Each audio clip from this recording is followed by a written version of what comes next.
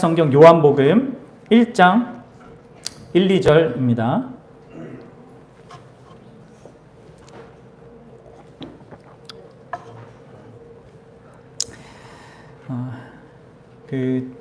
좀 더 이렇게 큰 맥락적인 이해를 위해서 1절부터 5절까지 읽기는 하겠습니다. 1절부터 5절까지 같이 한번 읽어보도록 하겠습니다. 시작. 태초에 말씀이 계시니라. 이 말씀이 하나님과 함께 계셨으니 이 말씀은 곧 하나님이시라. 그가 태초에 하나님과 함께 계셨고 만물이 그로 말미암아 지은 바 되었으니 지은 것이 하나도 그가 없이 된 것은 없느니라. 그 안에 생명이 있었으니 이 생명은 사람들의 빛이라.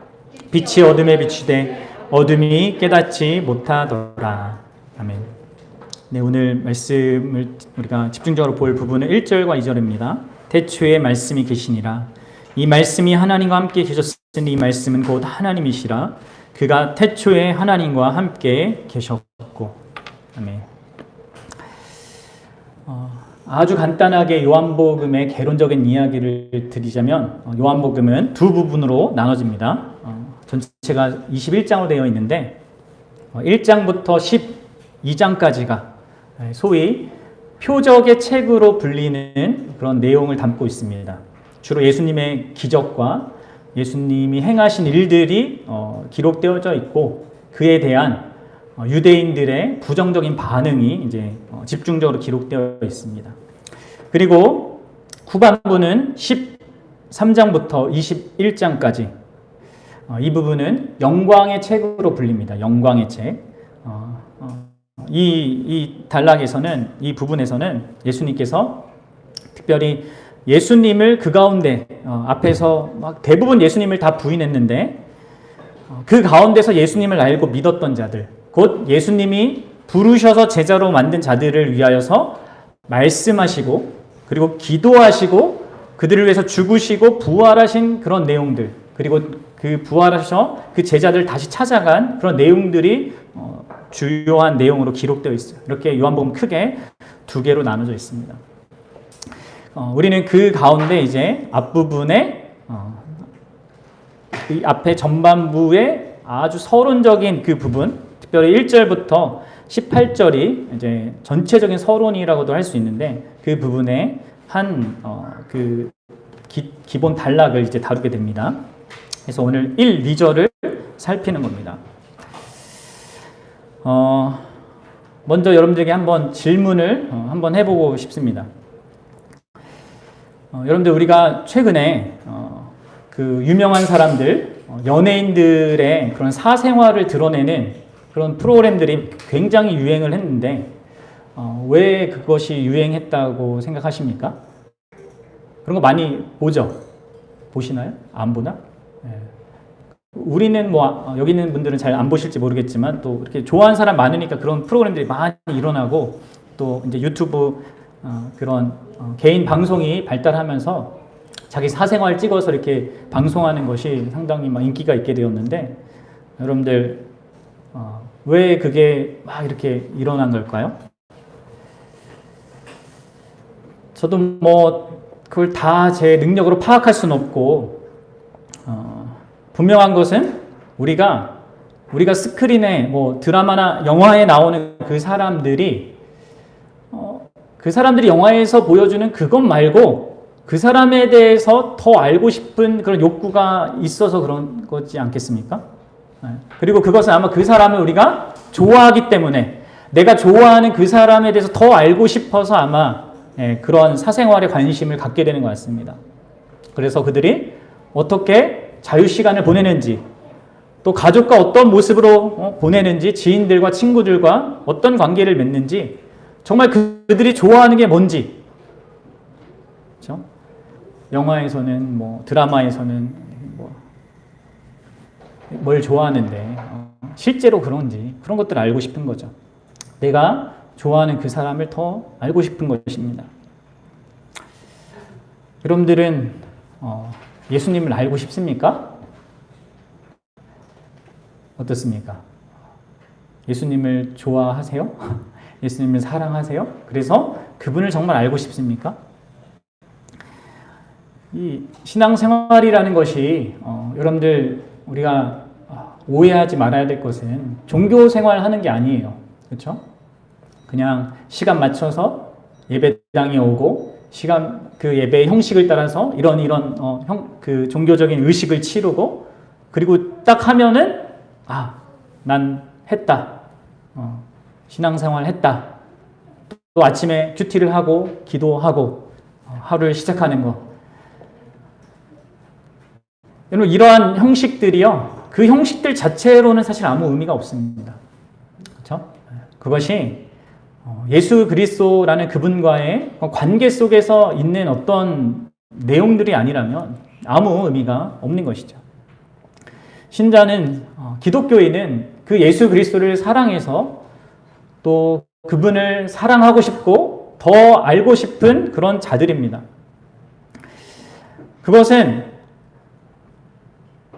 누구나 그냥 어느 시대를 막론하고 참으로 예수 그리스도를 믿는 자들이라면 당연하게 그렇게 나올 수밖에 없는 그런 모습인 것이죠.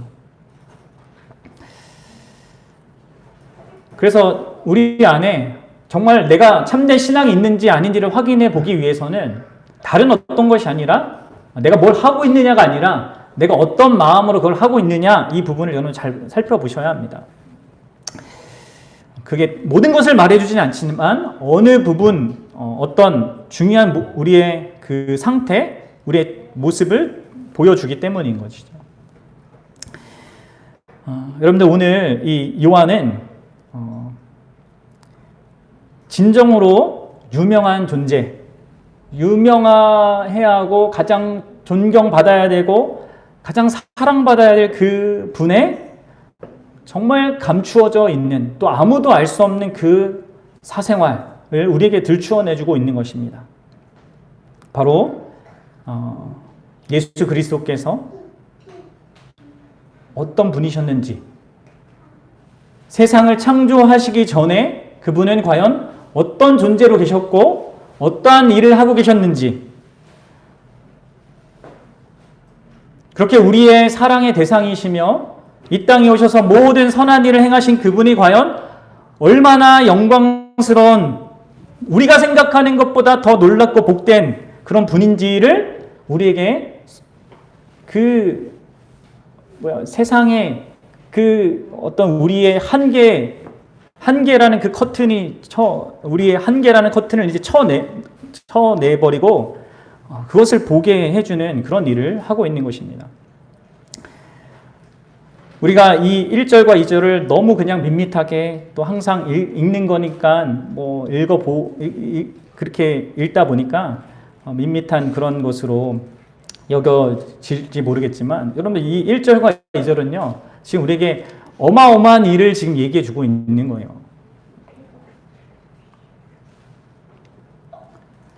이거 누가 감히 상상도 못할 그것을 우리에게 지금 보여주고 있는 거라는 거죠. 여러분 이것을 조금 여러분들이 좀 피부에 와닿게 설명을 해보자면 이렇습니다. 마치 어떤 높은 산 밑에서 살지만 단 한 번도 그 산 위를 올라가 본 적이 없는 한 사람한테 어떤 한 산악인이 와서 저 산에 한번 같이 올라가 보자 라고 지금 권하는 것과 비슷한 상황인 거예요. 그가 가기 막 싫었지만 맨날 보는 산이고 뭐 그냥 올라갈 필요 있어 하면서 그렇게 살다가 이제 산악인한테 이렇게 잘 엄청나게 놀라고 말할 거예요. 왜 그렇습니까? 그것은 그가 난생 처음 보는 그런 광경이었고 또 그것은 그가 이전에는 결코 이해해야 하지 못했던 어떤 그가 살던 삶의 영역의 그런 모습들을 이렇게 보여주었기 때문이었겠죠. 왜 이런 게 왜 저기에 있지? 왜 이렇게 있어서 내가 가는 길을 방해하고 불편하게 했냐? 이렇게 투덜거리던 그것이 이 전체적인 맥락에서 보니까 왜 그 자리에 있어야 했고 또 그 자리에 있음으로 얼마나 자기의 생명과 자신의 집이 가족이 안전해지게 되었는지를 알게 되었을 겁니다. 그러니까 이 사람은 높은 산 위에서 자기의 현실을, 자기가 살던 그 삶의 그 자리를 전혀 다른 관점으로 보게 된 거죠. 여러분, 지금 요한은요, 지금 바로 그 일을 하고 있는 겁니다. 우리를 바로 시간이라는 한계 속에 갇혀서 그것밖에 볼 수 없는 우리를 이끌고 올라가서 시간 너머에 계신 그 삼위일체 하나님의 모습을, 예수 그리스도의 모습을 보여주는 거죠. 1절과 2절 보면서 여러분들 삼위일체 하나님이 보이십니까? 삼위일체 얘기 나오면은 우리 기독교인들이 막 그거는 이해 못할 일이야, 어려운 거야, 뭐 이렇게 하는 경향이 있는데, 여러분들 아셔야 될 게, 이게 이해 못하고 어렵고 그냥 삼위일체 믿고 그냥 삼위일체가 있다라는 걸 믿고 넘어갈 그런 얘기가 아니라 우리가 깊이 묵상하고 그것을 깊이 생각해야 될 내용입니다. 왜냐하면요, 이 하나님이 삼위일체로 계신다는 사실이 우리의 유일한 희망이기 때문에 그렇습니다. 여러분, 우리가 믿는 하나님이 삼위일체라는 사실은요, 그분이 사랑으로 충만한 분이라는 사실을 말해주기 때문에 그래요. 그리고 하나님이 근본적으로 언제나 사랑의 관계를 원하는 분이라는 걸 우리에게 말해주기 때문인 거죠.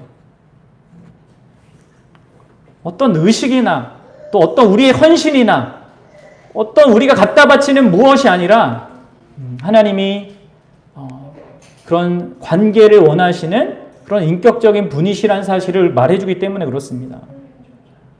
그리고 여러분들, 이러한 하나님에 대한 이해는 우리가 이 세상과 또 우리 전 인생을 어떻게 바라봐야 하는지 이것을 새롭게 확장시켜주고 또 변화시켜주는 그런 위대한 진리인 것입니다.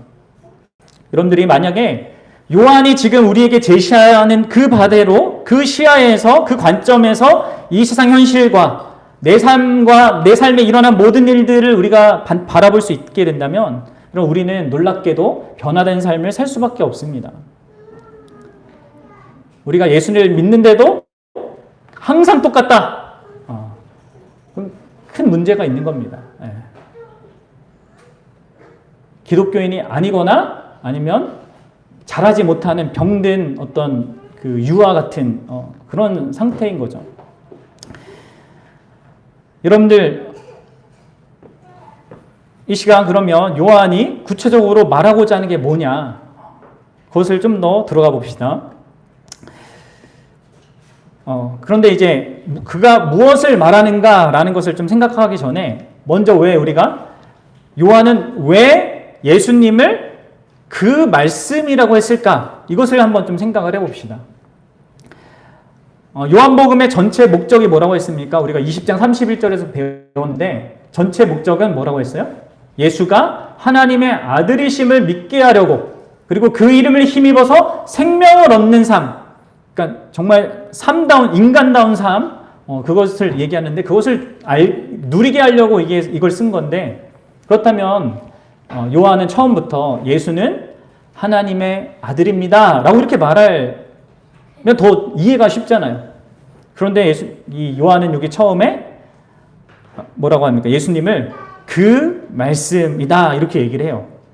다시 한번 보세요. 1절을 한번 읽어보겠습니다. 시작. 태초에 말씀이 계시니라. 이 말씀이 하나님과 함께 계셨으니 이 말씀은 곧 하나님이시라. 여기서 이 말씀, 이것은 이제 헬라어 원어로 하면요, 그 로고스입니다. 그 로고스. 그냥 우리가 생각하는 말씀, 약간 이런 개념도 아니고 로고스라는 어떤 특별한 용어를 지금 이 요한은 사용하고 있는 거예요. 사도 요한은. 왜 그럼 이러한 좀 약간 독특하고 또 뭔가 애매한 이것을 사용하고 있을까요? 그리고 이 용어는요, 다음에는 거의 나오지도 않아요. 그런데 바로 첫 문장에 예수님에 대해서 소개하는데 그분을 그 말씀이라고, 그 로고스라고 이게 말하고 있단 말이에요. 그렇다면 요한은 지금 아무 생각 없이 그냥 한 것이 아니라 어떤 의도를 갖고 했겠죠. 그것이 무엇이겠습니까? 그것은 요한이 지금 이 요한의 이 복음을 듣는 대상들을 염두에 두면서 그들을 사랑하는 마음에서, 그리고 그들이 갖고 있는 그들을 갖고 있는 한계, 이해의 한계, 하나님을 이해하고 하나님을 경험한 것의 한계를 넘어서는 어떤 이야기로 그들을 초대하기 위해서 지금 이것을 사용하고 있는 것입니다. 그러면 이 요한의 복음을 듣는 사람들의 구성원들은 대체로 두 부류입니다. 하나는 헬라파 그리스도인들이에요. 그러니까 고대 그리스 로마 그 어떤 문화에 영향을 받은 자들이죠. 그리고 또 한편 사람들은 어떤 사람입니까? 유대파 그리스도인들. 그러니까 구약적으로 예수님을 믿는, 구약의 영향을 받아서 예수님을 영접한 그런 사람들이 있었다는 거죠. 이 두 대상을 다 염두에 두고 이 두 대상이 예수 그리스도를 바르게 알도록 함께 그들이 같은 그 예수 그리스도를 바라보도록 지금 이야기를 쓰고 있는 거예요. 왜냐하면 여러분들 1차적으로 헬라 사상에 깊이 물들어 있는 자들은 그들이 원래 그 로고스라는 것을 자기 나름의 이해로 이해하고 있었습니다. 왜냐면 그때 당시에가 여러분들 막 소크라테스, 아리스토텔 이런 되게 엄청 걸출한 그런 철학인들이 나왔던 때이고, 그들이 주장했던 내용들이 모든 사람들이 대부분 알고 있던 내용이에요. 뭐예요? 이 세상에 그 말씀, 그러니까 더 로고스, 그 로고스가 있어서 이 세상을 운영하는 어떤 그 원리, 어떤 그 질서, 그것이 그 로고스다라는 주장들을 했거든요.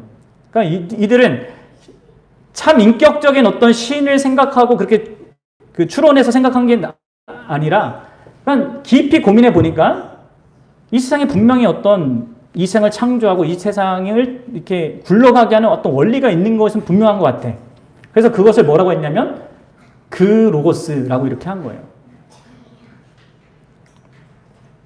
그러니까 이 헬라인들은 이 세상을 움직이는 것이 그 어떤 질서나 그 원리라고 생각했고 그것을 그 로고스라는 것을 표현했던 거예요.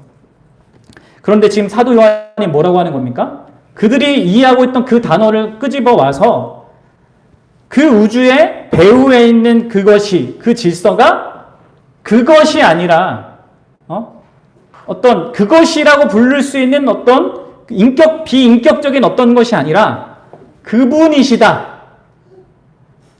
그 예수 그리스도이시다라는 것을 지금 설명해 주고 있는 거예요.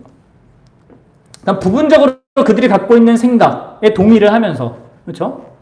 그러나 그들이 틀린 부분이 있다는 것을 지금 설명해 주고 있는 거죠. 그래서 이 단어를 굳이 사용하는 거예요. 그리고 또 요한은 유대인 그리스도인도 염두에 둡니다.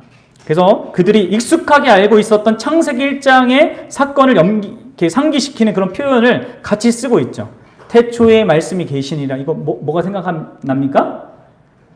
창세기 1장 1절이 바로 떠오르죠? 네. 교회를 다니는 사람이라면 뭐예요? 태초에 하나님이 천지를 창조하시니라. 이게 바로 떠오르지 않습니까? 그러니까 창세기 1장 1절을 설명하는데 또 그것을 익히 알고 있던 유대인들이 듣기에 충격적인 이야기를 지금 이 요한은 하고 있는 거예요. 왜요? 태초에 그 로고스가 있었다. 창세기를 아무리 이리저리 살펴봐도 그 말씀이 하나님과 함께 있었다는 사실이 선명하게 보입니까? 창세기 1장을 보면 안 나와요. 안 나온 것 같아요. 그냥 창세기에는 하나님이 말씀하셨다. 빛이 있으라 말씀하셨다. 그리고 빛이 있었다. 이런 어떤 서술적인 내용들이 나온단 말이에요. 물론 힌트가 나중에 나옵니다. 27절과 28절에 우리가 사람을 만들자 하면서 우리라는 말을 하나님이 쓰잖아요. 그때 분명히 어떤 힌트가 나오지만 유대인들의 입장에서는 그게 힌트로 안 보이고 그것이 그냥 천사들하고 얘기한 거다. 이런 정도로 이렇게 이해하고 넘어간단 말이에요. 그런데 지금 요한은 이야기를 하는 거예요. 그때에도 바로 그 말씀이 그 태초부터 있었다는 거예요.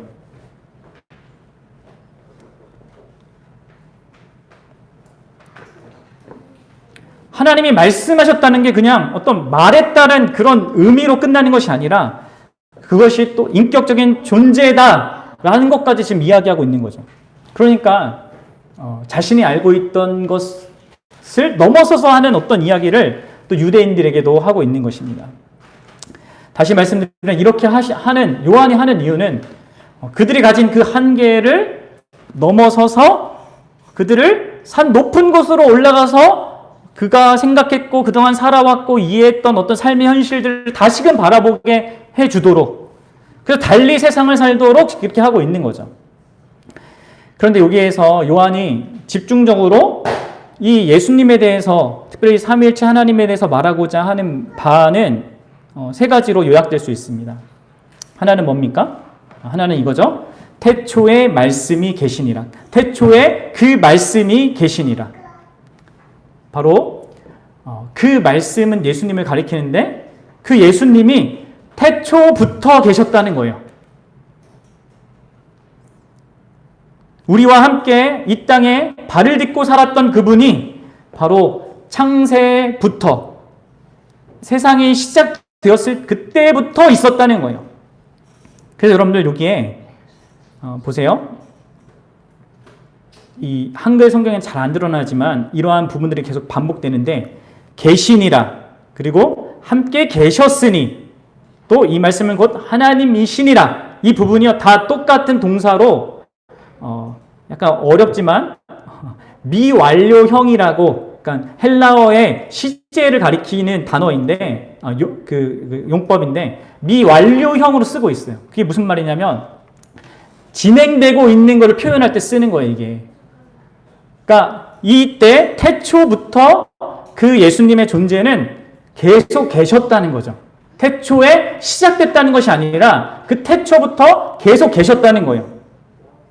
이것이요 3절에 보시면, 우리가 아까 읽었던 3절에 보시면 만물이 그로 말미암아 지은 바 되었으니, 여기 지은 바 되었다는 것이 만물이 그로 말미암아 존재하게 되었다라는 말이에요. 존재하게 되었다.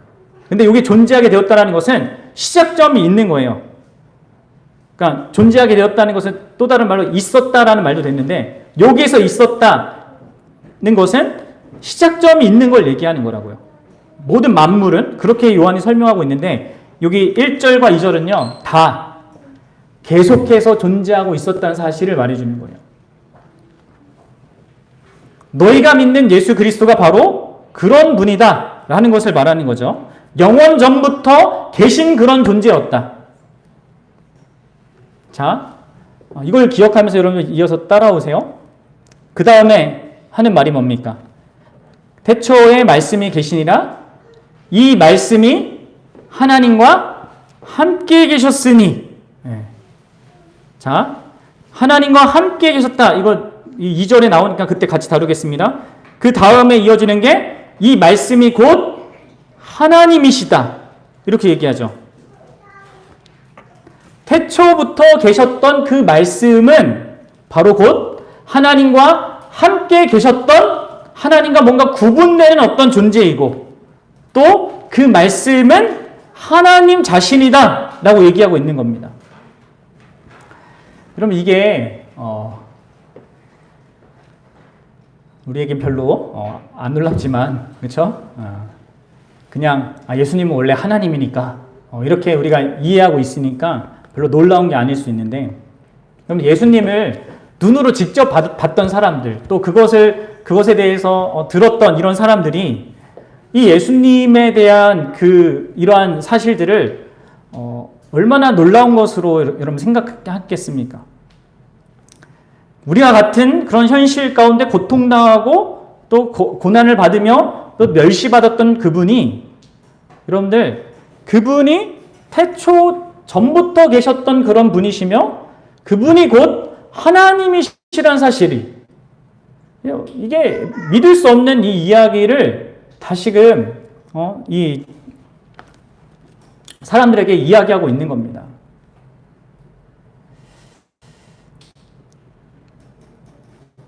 여러분들은 이게 믿겨집니까? 네? 예수님이 이 땅에 사셨던 그분이 뭐 기적도 베풀곤 했지만 결국 십자가에서 죽으신 그분이 부활하셔서 나 부활했다라고 많은 사람들에게 막 보이고 다닌 것도 아니라 그냥 몇몇 제자들만 따라 이렇게 찾아가셔서 나 부활했음을 알리셨던 그분이 그분이 하나님이셨고 하나님이시고 창세전부터 계신 분이다.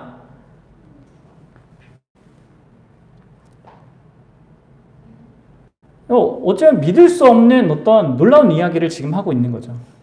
그런데 요한이 더 이 놀라운 이야기를 하는 것은 두 번이나 반복해서 하고 있는 예수님에 관한 이야기예요. 그 말씀이신 예수님에 관한 이야기입니다. 바로 그 예수님과 하나님과의 관계, 이것을 설명하는 거거든요. 두 번이나. 그 반복되는 게 뭐예요? 자, 1절에 하나님과 함께 계셨으니, 이 말씀이 하나님과 함께 계셨으니, 그리고 2절에 뭐라고 합니까? 그가 태초에 하나님과 함께 계셨고. 여러분 똑같은 말이에요? 다른 말이에요? 차이가 있어 보입니까? 네. 똑같은 말이긴 한데 초점이 다르죠? 어떻게 달라요? 1절의 내용은 예수님이, 그 말씀이 하나님과 함께 계셨다라는 데 초점이 있어요. 그럼 두 번째 2절의 말씀엔 뭐가 초점이 있을까요? 그가 태초부터 그랬다는 거예요. 자, 1절에는 예수님이, 그 말씀이신 예수님이 하나님과 함께 계셨다라는 말이고요. 2절은 태초부터. 그러니까 태초는 뭘 얘기한다고요? 그러니까 세상이 시작했을 때를 얘기하는 게 아니라 세상이 시작하기 전부터 바로 그분은 하나님과 함께 하셨다는 거죠.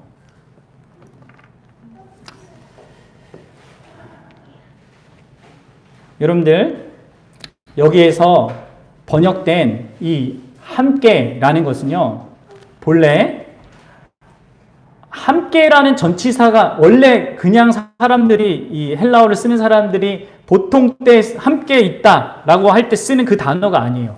특별한 단어예요. 여기서 함께라고 번역된 이 헬라어 단어는 본래 어디를 향하다라는 데 주로 일반적으로 사용되는 전치사입니다. 그러니까 지금 요한은 의도적으로 강한 어떤 지향성을 띤 그 단어를 사용하셔서 그 말씀과 하나님과 관계를 지금 묘사하고 있는 거예요. 여러분 이해를 잘 하셔야 합니다. 만약에 요한이 그냥 하나님이 예수님과 그 말씀이 함께 있었다, 단순히 함께 있었다라고 이렇게 쓴 거였다면 메타라는 단어가 있습니다. 헬라어에. 그 단어를 썼을 거예요. 그러니까 버스를 탔는데 내 옆에 누가 앉았어. 함께 있게 되었어. 그때는 보통 메타라는 걸 쓴단 말이에요. 그런데 지금 요한은 의도적으로 자신뿐만 아니라 이 상대가 같은 그런 어떤 지향성을 띈다는 의미를 내포하는 그 단어를 사용하고 있다는 것이죠. 그러니까 이것을 다시 제대로 번역하면 이렇게 조금 의역하면 이렇게 할 수가 있는 건 뭐예요? 그 말씀이 하나님과 함께 계시되 하나님을 향하여 계셨다는 거예요. 이해가 갑니까? 예수님이 그냥 뭐 하나님과 아무것도 안 하고 그냥 가만히 있는 게 아니라 그 예수님이 창세 전부터, 그 영원 전부터 하나님을 향하여서 있었다는 거예요. 좀 더 적극적으로 얘기하면 바로 하나님을 추구하면서 계셨다는 거죠.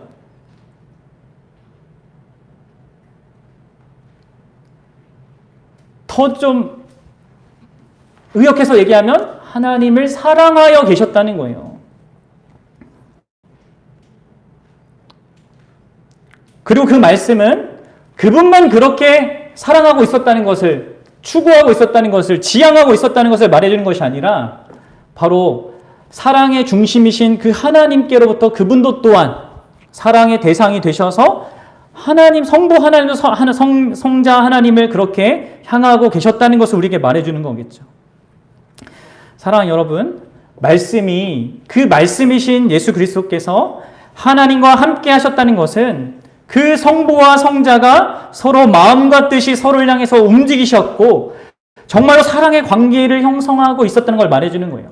그래서 우리가 여러분들 새가족반에서 배운 이 하나님의 삼위일체 간의 사랑의 내용이 그냥 어디서 우리가 나름 생각해서 뚝 떨어져서 이렇게 어떤 사람들이 머리 좋은 사람이 기독교를 뭐 아름답게 그리기 위해서 만들어낸 어떤 이야기가 아니라 성경이 그렇게 말하고 있는 바를 정리해서 우리에게 알려주는 거죠. 상대방과 깊고 친밀한 관계 가운데 교통한다는 것, 하나님이 그러한 분이라는 것, 그러한 분으로 예수님이 원래부터 계셨다는 것. 성자는 그렇게 말씀이신 그 성자는 하나님을 향하시는데 그 하나님과 그 성부 하나님과 더불어 깊고 친밀한 교통을 가지는데 하나가 되시면서 또 동시에 성부와 동등한 존재로서 구분되는 존재로서 계신다는 것을 말해주는 것입니다. 여러분, 이게 너무 작은 전치사 하나로 너무 많은 의미를 부여하는 것이 아닌가라고 할 수 있겠지만 요한복음 전체가 이러한 이해를 지지해 줍니다. 그리고 요한복음 17장 24절이 그 근거죠. 뭐라고 합니까? 예수님이 이래요. 아버지여, 내게 주신 자도 나 있는 곳에서 나와 함께 있어. 아버지께서 창세전부터 나를 사랑하심으로 내게 주신 나의 영광을 그들로 보게 하시기를 원하옵나이다. 이거를 지금 보여주고 있는 거예요. 아버지께서 창세전부터 나를 사랑하심으로 내게 보여준 영광. 그 뭡니까? 그 예수님의 영광. 우리 그 영광교회 이름이 여기서 나왔는데 그게 뭐예요? 우리도 예수님도 하나님을 사랑하는 거, 하나님을 향하는 거, 추구하는 거. 사랑의 대상이 있었고 또 예수님에게는 사랑의 대상이 있었고 또 사랑을 받는 그런 그 대상이 있었습니다. 그렇기 때문에 그분에게는 그 창세 전부터 그분에게는 완벽한 기쁨과 만족과 충만함이 있었던 거예요. 그냥 아무 의미 없이 그냥 무로 아무 의미 없이 존재했던 그런 하나님이 아니라 창세 전부터 영원한 사랑의 대상 가운데 그 사랑의 대상과 관계를 맺으면서 누리는 기쁨과 만족과 그 놀라움이 그에게 있었다는 거죠. 여러분들 연애할 때 생각해 보세요. 그렇죠? 결혼하기 전에 연애할 때 첫사랑 뭐 이런 것들 생각해 보십시오. 그것은 우리 인생 가운데 하나님이 선물처럼 주시는 어떤 한 시점이기도 한데 하나님의 그 관계 속에서 누리는 그 기쁨의 정말 작은 단편을 우리가 인생 가운데 경험하는 거거든요. 놀랍게도 신자에게만 주는 게 아니라 믿지 않는 사람에게도 주시는 그거. 그래서 여러분들 우리는 뭔가 그런 사랑을 경험한 우리 모두는요. 어떤 것을 은근히 우리 마음 가운데 기대합니까? 뭔가 사랑은 영원해야 된다라는 어떤 그런 마음들이 우리 안에 있잖아요. 왜 그게 우리 안에 있겠습니까? 또 그런 영화를 보거나 그런 애니메이션을 보면 왜 거기에 감동을 하는 거예요? 정말로 그것이 있기 때문에 그런 거죠. 여러분들 그렇다면 이제 여러분 잘 마지막으로 생각해 보십시오. 도대체 요한이 왜 이런 메시지를 이 요한복음을 듣는 사람들에게 줄까요? 그들이 어떤 입장에 있었다고 제가 말씀드렸습니까? 지난주에? 이들은 다양한 사방에 우겨싸는 막막한 현실을 살고 있었던 자들입니다. 이단적인 가르침에 의해서 혼란이 있었고 주변의 사람들의 어떤 따가운 눈총어린 시선과 또 사회적으로 경제적으로 받는 많은 그런 어려움들이 있었단 말이에요. 그런 자들에게 참된 위로와 확신을 주기 위해서 지금 이것을 쓰고 있다고 말씀드렸죠. 그래서 그 요한이 지금 말하고자 하는 바의 중심이 무엇입니까? 이거죠.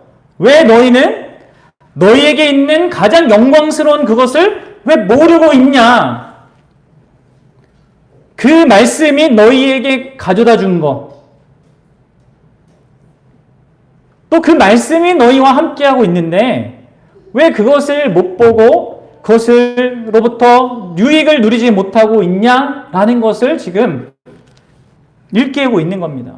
여러분들 영원 전부터 계신 그 말씀이신 예수님이 바로 하나님과의 최고의 그 복된 사랑의 관계를 누리셨던 그분에게 가장 복된 것, 가장 좋은 게 무엇이었겠습니까?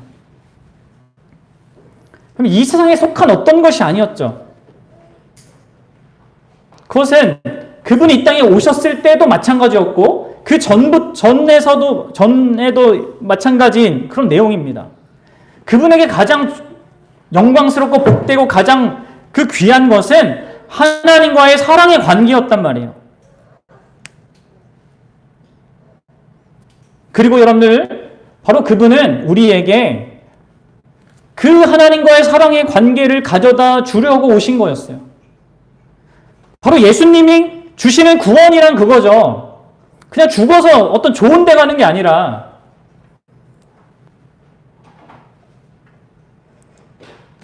죽어서 막 불타는 어떤 지옥에 가는 게 두려워서 거기에서부터 우리를 건져내려고 예수님이 우리를 위해 오신 것이 아니라 그 예수님이 가지셨던 그 영광스러운 하나님과의 그 복된 사랑의 관계를 우리에게 가져다 주시기 위해서 이 땅에 오셨단 말이에요.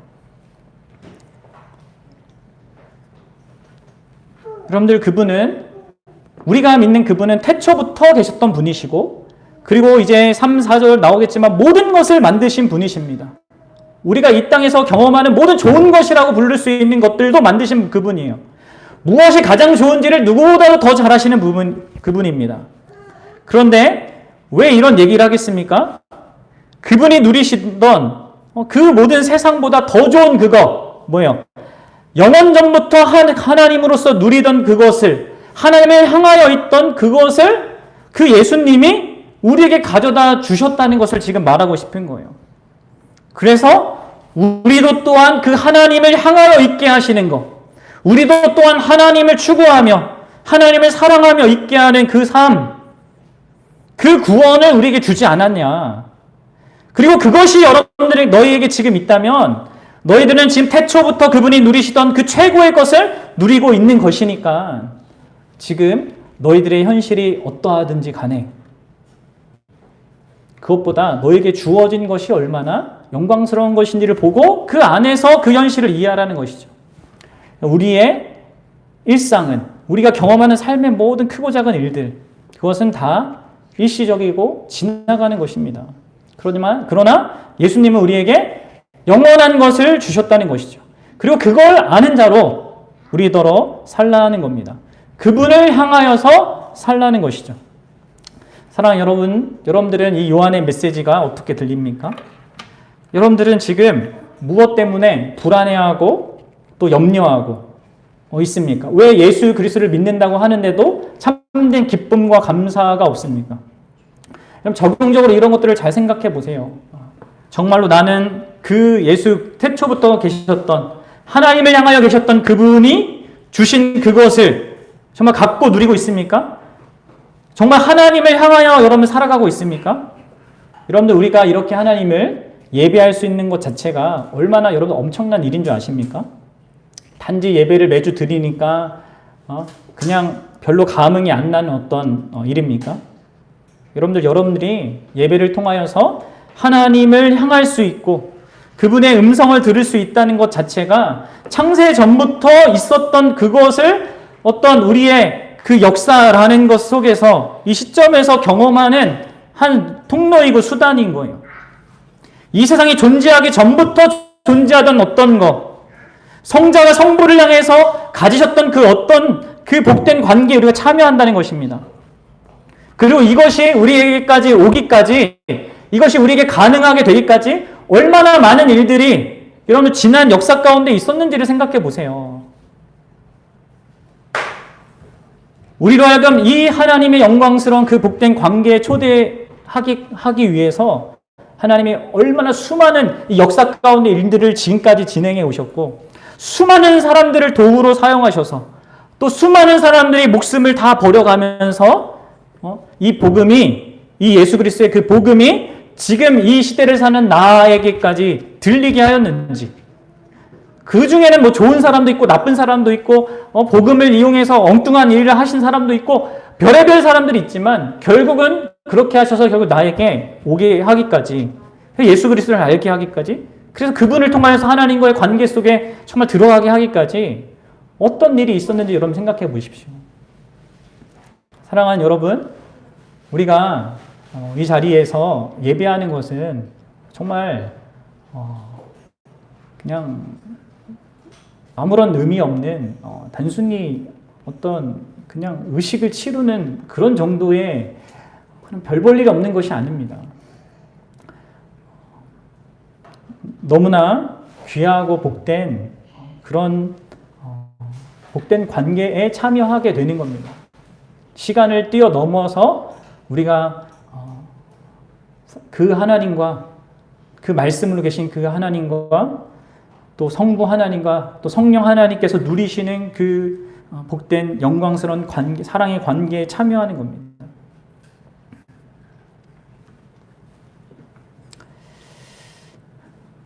그리고 무엇보다도 그 일을 위해서 예수 그리스도께서 죽으셨고, 그리고 그 일을 계속해서 우리의 어떠함에도 상관없이, 우리의 어떠함에도 불구하고 하나님과 누릴 수 있도록 그분이 계속 중보하심으로 지금 있는 이 현실입니다. 제발 여러분들 생각을 하십시오. 이 예배가 그런 자리입니다.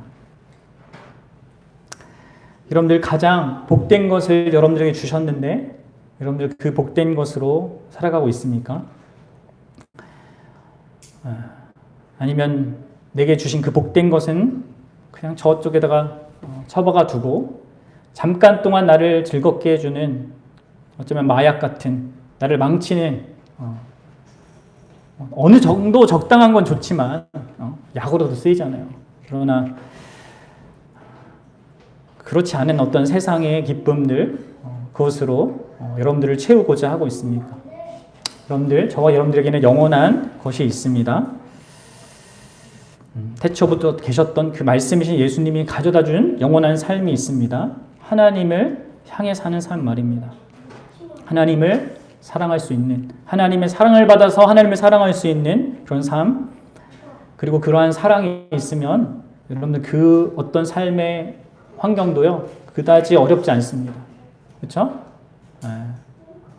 우리 아무리 주변에 반대가 심하고 또 많은 환난과 역경이 있어도 둘이 사랑하면 다 이겨내죠. 마찬가지로 우리에게 하나님의 사랑이 있으면, 하나님이 우리를 사랑하고 우리가 하나님을 사랑하는 게 있으면 그 무슨 일이 있어도 우리가 이겨낼 수 있고요. 또 든든할 수 있는 것이죠.